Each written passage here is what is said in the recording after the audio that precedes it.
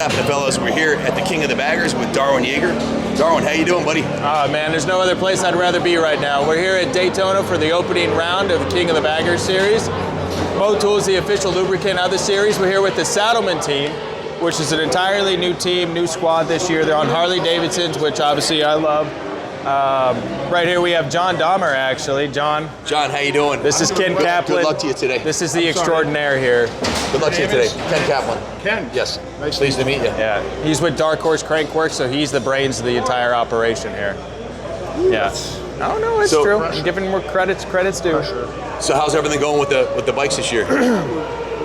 We were scrambling all leading up to this. I mean, we had about 6 weeks to put this whole program together. Yeah. Wow, that's a lot in 6 weeks.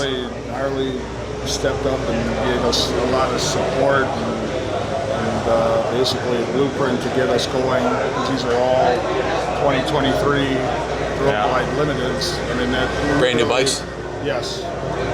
We didn't get them until after the first of the year and put everything together, and here we are. Yeah. Time to go racing. Do you maybe hear you better if you hold that. Sorry. Do you how many horsepower do you think these bikes are putting down? We're right at about 180 at the rear wheel. That is impressive. How many cubic inch are the bikes? 131s. 131s. Are they production Harley engines or?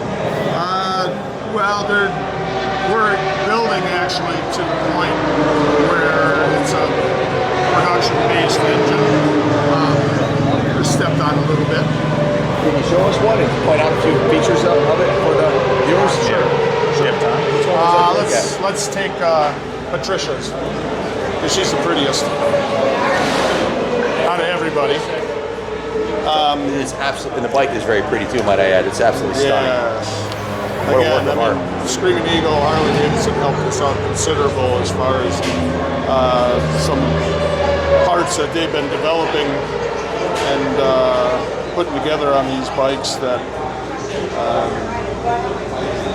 and in all honesty, we needed that because of the short time frame. I can't believe you put this together in 6 weeks. That's absolutely unbelievable. 6 bikes, right? The 2 Pan Americans plus our 4 road glides. The crew at Saddleman was working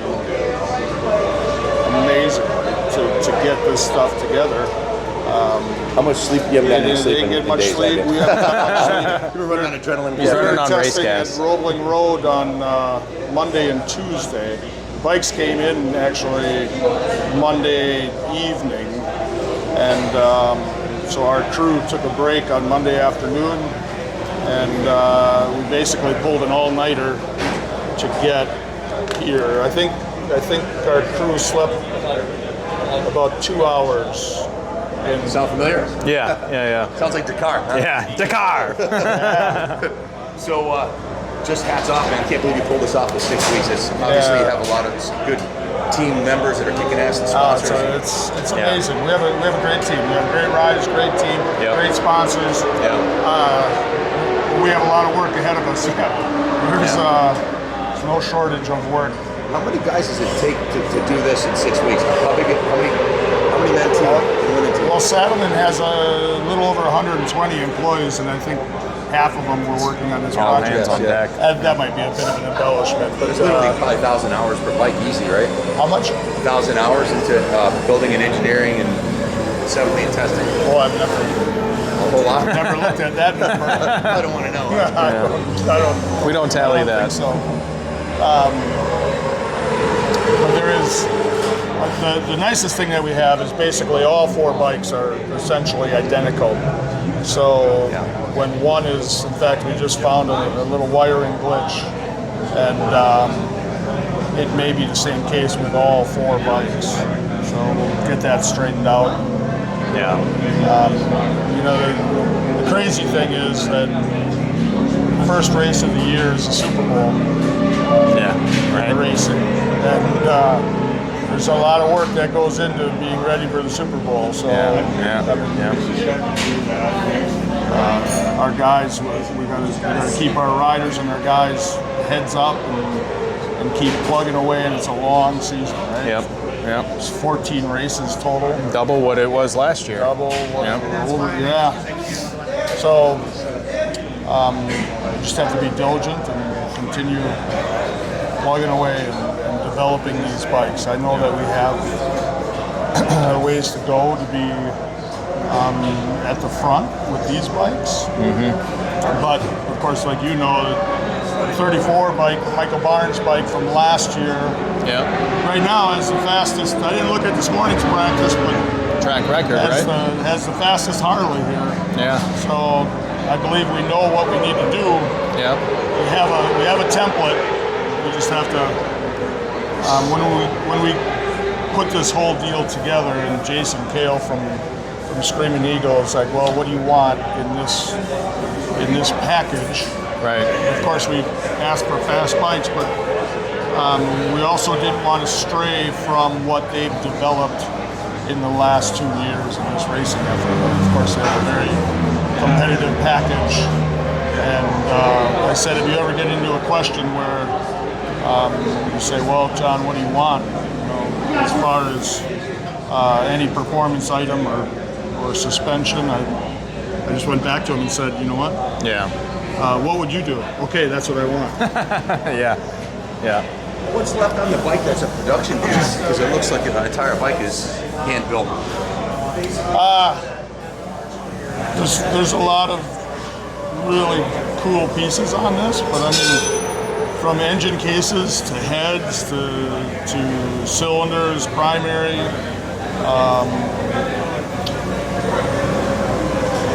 to transmission gears. I mean, that's all that stock? Package is pretty solid. Rocker boxes. Like I said, tranny engine case production is production model basically. So anybody can buy this from Screaming Eagle, those pieces? Well, I mean, there's a few different nuances. They're available to every racer that's here right now.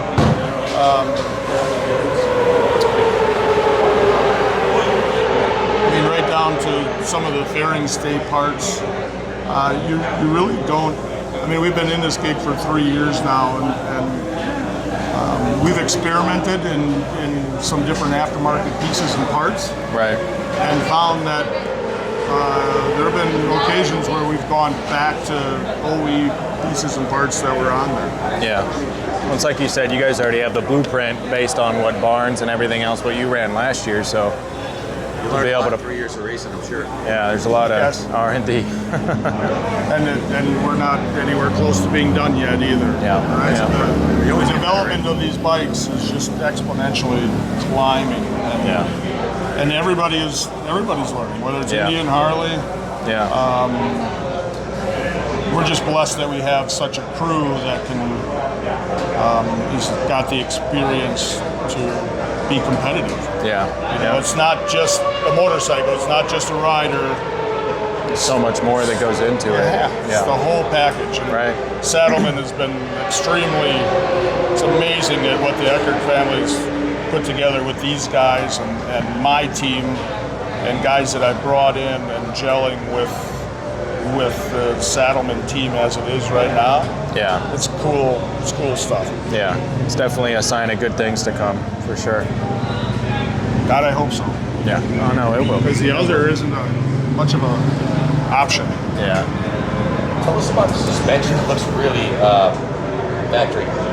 Well, Olin's and Screaming Eagle have worked together on putting this package together.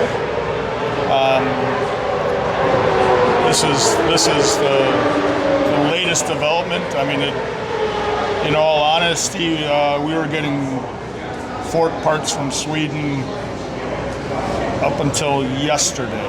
The biggest thing with these bikes is we have to get them up in the air. Right. And get ground clearance.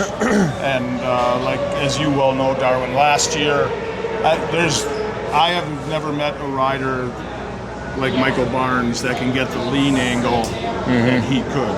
So that basically forced us to get everything tucked up high and tight. Yep. So we can get the lean angle we need to do to get fast. Yep. And This is a little different package that the Screaming Eagle crew has developed, but it's right on the money. And they Brand new on the bike. It's beautiful. They are pretty when they're brand new.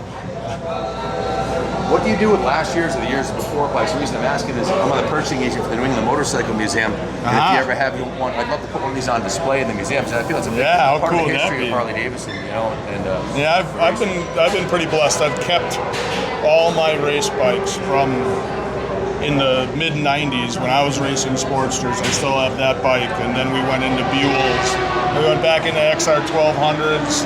We raced those, and now that's gone to this part. So I always try to save one. yeah. And we were just talking about it last night with Maddie, the crew chief for Patricia, that my goal is that I have every single one of those bikes running. Because some of them I kind of put, sometimes you end up transferring parts from one bike to another bike in the next year, and then the bike gets forgotten about and abandoned for a while. Right. So I hope that it'd be really cool to be like George Barber, right? That Barber Motor. I think you have your own private museum, or you could have a racing museum. Yeah, it's not nearly as pretty as The John Dahmer Racing a lot Museum. of these. Yeah, his is state of the art. Let me tell you. Yeah. It's Oh cool. yeah. Ben. Yeah. We just need one of these on display. Yeah, I right? have one of these. At some point. Well, you know what? We can get you on board, and like you just buy one, and then you can have it at the end of the year. How do you get on cool board to would do that? that be? That would be really cool. Yeah, Absolutely. Maybe I put have it no right. idea. It just came to my head. And So you could build an extra one? private wall. I'm not going to go to the crew right now and ask them to build another bike Let's really get some sleep. Yeah. until we get through this weekend. We'll talk in and regroup. September. And we're looking at gaining some success and continuing to build, and hopefully getting ourselves to the point where. Is that your bike down there?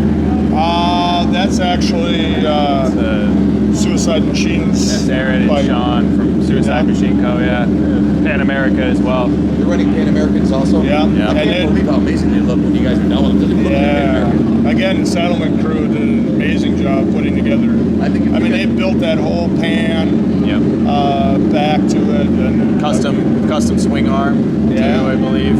Yeah. If you built a production version of the Pan America, Harley did, something that looked like this, or you did, I bet you'd have guys lined up around the block to buy them. Because Yeah. everybody wants that. They don't want, the Pan America doesn't even look like that looks like a Harley race bike. Right. The Pan America doesn't really look like a Harley. And these look like, Well, I think the Pan Americans are selling pretty well. I mean, that builds a niche market. It's interesting because I had talked to a friend of mine at Harley Davidson. This goes back. I can't tell you exactly what year, but a friend of mine had a GS BMW that I rode for a couple of weeks. Did a little trip, and he's like, "Just take my Beamer." I'm like, "Man, Harley came out with something like that. That'd be really cool." Yeah. So I was talking to my friend, and of course, they're always very deliberate and delicate with how they put that out there. But they already had it in development at that point. At least that's what he says. Yeah. So I can't take credit for that. Yeah. no stereo on this one. No stereo. No cruise control. Well, I don't know, with the capabilities of that AIM Probably can give you a little more. data center on the front of that, you might be able to get music in there. The music comes out of the pipes on this one, right? Pardon? The music comes out of the Yeah, pipes. right. Yeah, exactly. We've come a long way in 120 years, haven't they? Oh yeah. These things It's are amazing. I mean, absolutely pieces of art. when you're talking basically billet running parts and super everything. sport times on these things. Right. That's unbelievable. Yeah. It's a heavy bike go that fast. Put that much horsepower out there. Pretty impressive. Yeah. Good. Good. Thank you. Yeah. Thank you for doing I it. got to get with these guys. Yep. Certainly. All right. He's got a jam. I'd rather have one of these than any of the factory super bikes.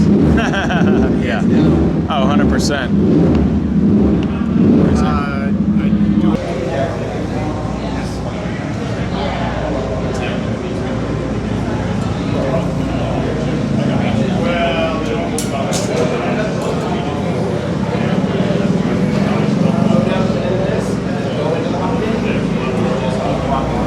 Motul is the official lubricant of the King of the Baggers Racing League and sponsoring this team, our team, pretty much all the teams. The chain adjuster on there, isn't that cool?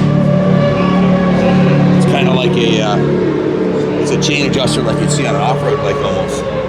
Swing arms, beautiful. Sprocket, wheels, everything's CNC machine. Just an absolute work of art. But guys, this is based off a production Harley Davidson frame. This is a 2023 Harley Davidson Road Glide. Just absolutely unbelievable. Fantastic. The umbrella girls over here. Actually, that's my daughter, Taylor. Hi, T. The Saddleman race team. These guys got it going on, man. Beautiful day. Should be some great racing today. A lot of all the heavy hitters here. Harley Davidson, the Saddleman team, Vance and Hines. Everybody's here. Guys, let's do a little shout out for the sponsors of Saddleman. You've got K&N, NAMZ, Custom Cycle Products, Drag Specialties. My daughter is actually the social media director for Drag Specialties. My lovely daughter Taylor, who doesn't want to be on camera, so I won't put her on camera. Motul, Darwin and the team at Motul. Suicide Machine Co. Of course, Harley Davidson's a major sponsor. They supply the racing engines and a bunch of other components, and it's their 120th anniversary, so if you get to go to that celebration, that'll be great. It's a Dark Horse Motor Company. They got some heavy hitters sponsoring them, and they got the best riders, best bikes. They should be up front. Expect great things. As always, thanks for watching. God bless the United States of America.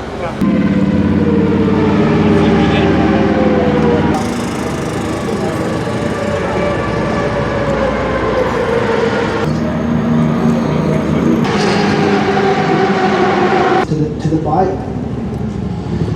And let's take a look at the results. Thanks for watching, and as always, God bless the United States of America.